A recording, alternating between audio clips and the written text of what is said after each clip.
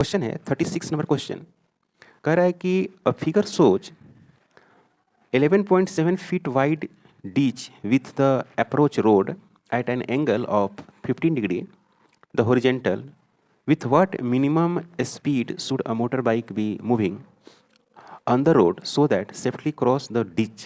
ये एक incomplete road है, 11.7 फीट का खाई है और 15 डिग्री की इंक्लाइन है, 15 डिग्री का। तो कह रहे हैं कि यहाँ से जब कोई कार को प्रोजेक्ट करेंगे तो कम्प्लीटली इसको जंप करने के लिए कितना वेलोसिटी होनी चाहिए। आगे क्वेश्चन में लिखा हुआ है assume that the length of the bike is 5 feet and it leaves the road with the front of part runs out of the approach. Question को आप ऐसे समझो, आप यहाँ पे ये 15 डिग्री दिया हुआ है और इस तरह से कोई कार यहाँ पर आ रही है तो उसकी कार की अपनी लंबाई है, तो फ्रंट वाली जो व्हील है वो यहाँ होनी चाहिए और जो बैक वाली व्हील है यहाँ होनी चाहिए। आफ्टर जंपिंग में, सेफ्टी जंपिंग में क्या होना चाहिए, बैक वाली व्हील यहाँ आना चाहिए और आपको फ्रंट वाली यहाँ आनी चाहिए। तो यहाँ पे फ्रंट वाली थी और अगली बार फ्रंट वाली यहाँ आ गई, तो कितना जंप और उसको करना पड़ा, 5 फीट एक्स्ट्रा जंप करना पड़ेगा। कहने का मतलब ये होगा कि सपोज दैट कि यहाँ पे आ गई कोई जो भी कार है वो यहाँ पर आई है, ठीक है, यहाँ पर है, इसकी अपनी लंबाई L है।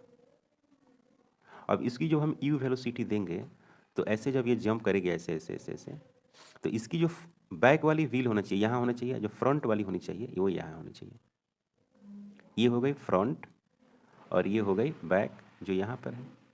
तो उसको एक्स्ट्रा कितना जंप करना पड़ा, ये पूरा लेंथ जंप करना पड़ा, पूरा गाड़ी को आगे की तरफ शिफ्ट करना पड़ेगा। तो कहने का मतलब यहाँ पर ये हुआ कि अगर हम रेंज की बात करें, रेंज की,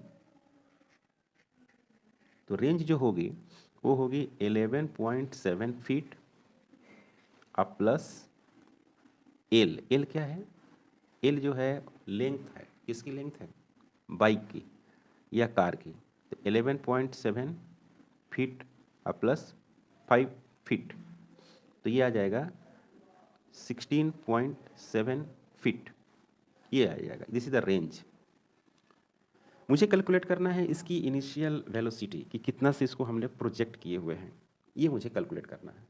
तो काफ़ी सिंपल है, बहुत सिंपल क्वेश्चन है, बस अरेंज करना आना चाहिए।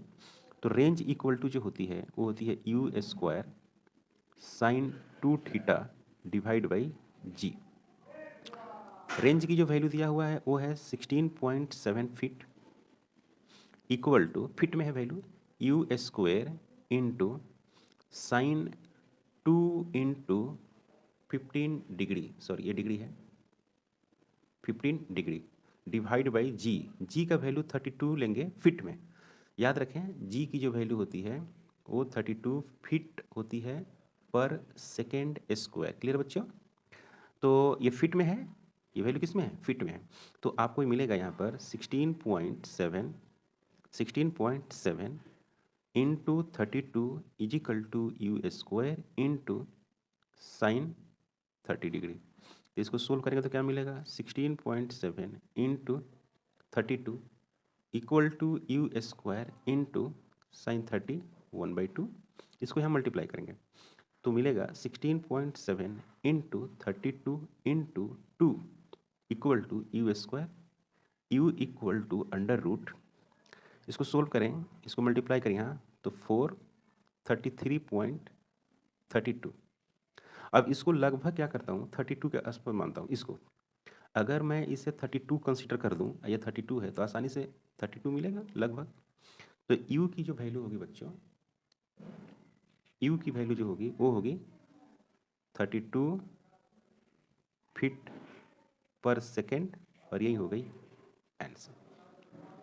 क्वेश्चन कठिन नहीं है ना, थोड़ा सा तरीका मालूम होनी चाहिए, क्योंकि काइनेमेटिक्स के जो क्वेश्चन होते हैं उनमें प्रॉब्लम ये होती है कि हमें क्वेश्चन ही समझ में कम आती है, बच्चों को क्वेश्चन समझ में कम आती है, और समझ में भी आ जाती है तो थोड़ा सा मैथमेटिक्स आप कह सकते हो कि वो परेशान कर सकती है। तो ये है क्वेश्चन नंबर 26, जो बहुत अच्छा क्वेश्चन माना जाता है।